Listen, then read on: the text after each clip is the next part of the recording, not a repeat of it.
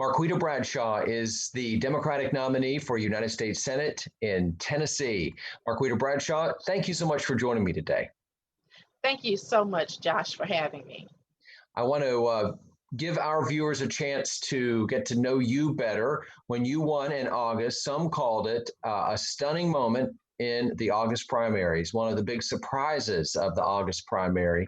Were you surprised that you won the Democratic nominee for Senate? Absolutely not.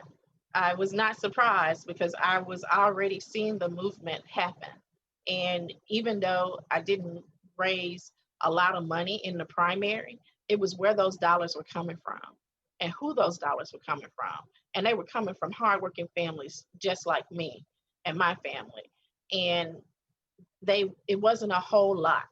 It would be $1 and $2 coming from Johnson City, from somebody who said that they were a grocery cart pusher, and from Sweetwater, Tennessee, from Nashville, Memphis, up in Lake County, and all over Tennessee. And they were small dollar donors up to like 350. And I knew that they were connected to families.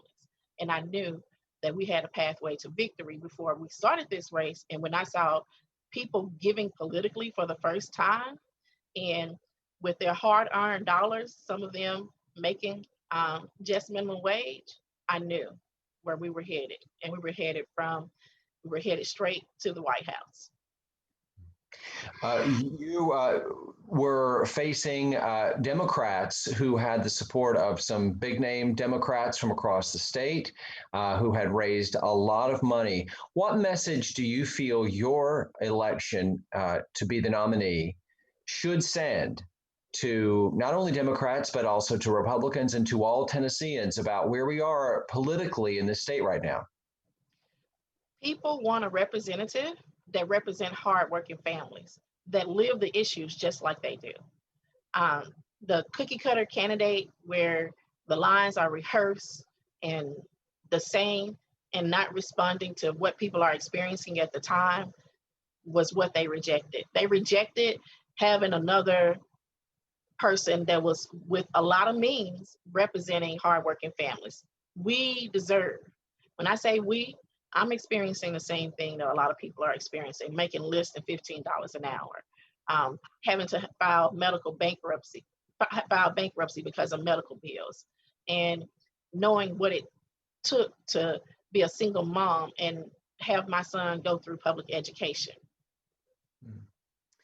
Do you have the support, or have you been able to sense the support from the Tennessee Democratic Party and from those other Tennessee Democrats who didn't support your primary run? Have they reached out to you, and do you feel like you have the party's support as you move forward?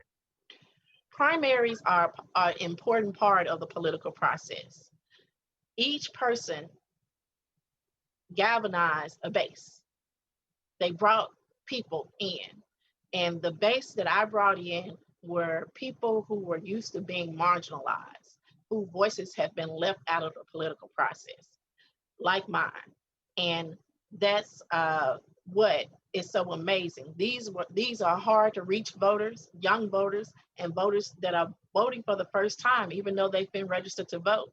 And so with all of those bases being catered to during the primary, it makes it easier to bring those bases together to secure the general.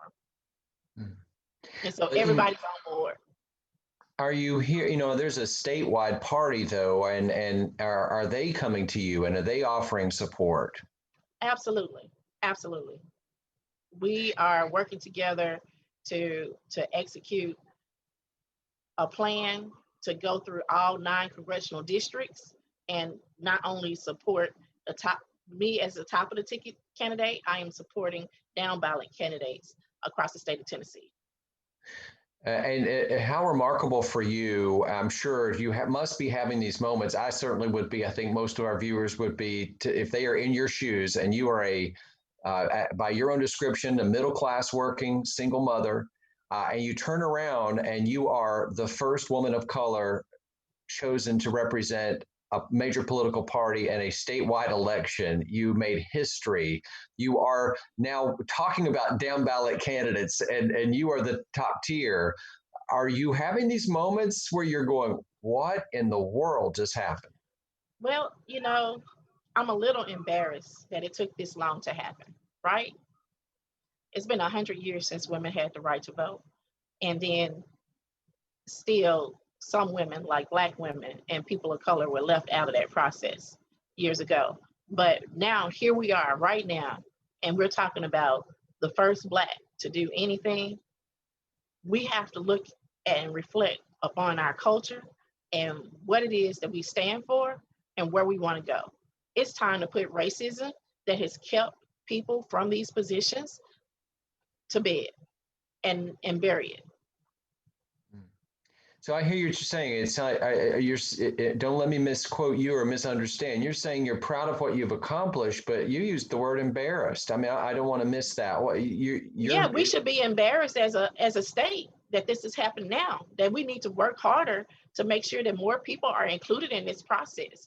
Not only a Black woman, but also maybe somebody that's an immigrant, maybe somebody whose whose social economic status is different. I Some people consider me middle class. I consider myself working class, because sometimes if I don't make enough hourly, then I go without something.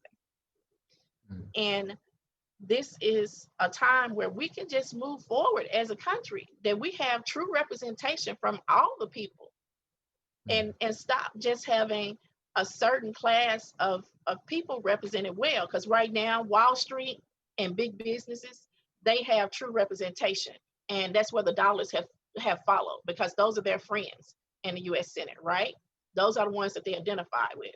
But when it comes to hardworking families, we have not received the relief that we needed to be able to support us during a COVID-19 pandemic.